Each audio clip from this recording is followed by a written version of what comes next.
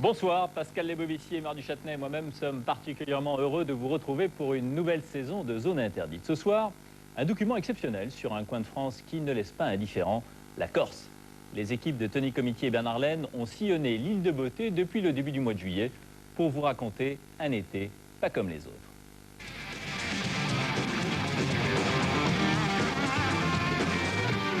Il faut bien savoir que les Corses sont des gens de la montagne, c'est des campagnards. C'est pas des gens de la mer. Je suis nationaliste, mais j'aime pas la violence.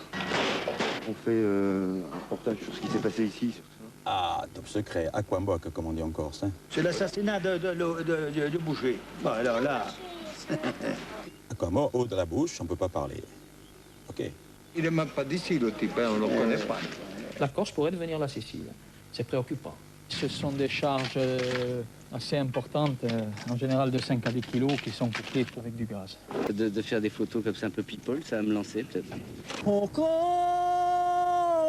île d'amour. Pas terrible pour l'instant, mais bon, ça devrait pas tarder à être bon, quoi. Il faut y aller ici, hein, parce que les femmes ici, elles sont magnifiques. Mais il faut pas les toucher.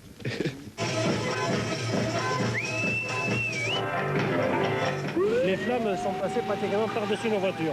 Et ça faisait peu de temps que ça s'était allumé quand elle est passée. Ce feu n'est pas arrivé là par hasard.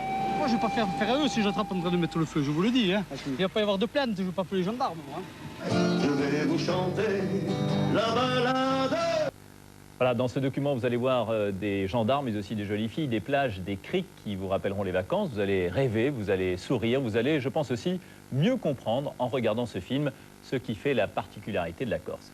La Corse est devenue française au XVIIIe siècle, un rattachement jamais tout à fait accepté, et pourtant l'État y dépense sans compter. Les Corses reçoivent de l'État 2 à 3 fois plus d'argent que les habitants du continent. Le taux de fonctionnaires y est plus élevé que partout ailleurs, et c'est pourtant là que l'administration est la plus contestée. 20 ans de violence et de revendications indépendantistes ou autonomistes ont connu un épisode particulièrement tragique, c'était le 6 février 1998 à Ajaccio, avec l'assassinat du préfet Claude Érignac. Un drame qui a provoqué une prise de conscience en Corse comme sur le continent. L'État a voulu reprendre la main après des années de laxisme et c'est sans doute ainsi qu'il faut comprendre l'un des derniers épisodes de la tragicomédie corse, à savoir l'incendie de la Paillote.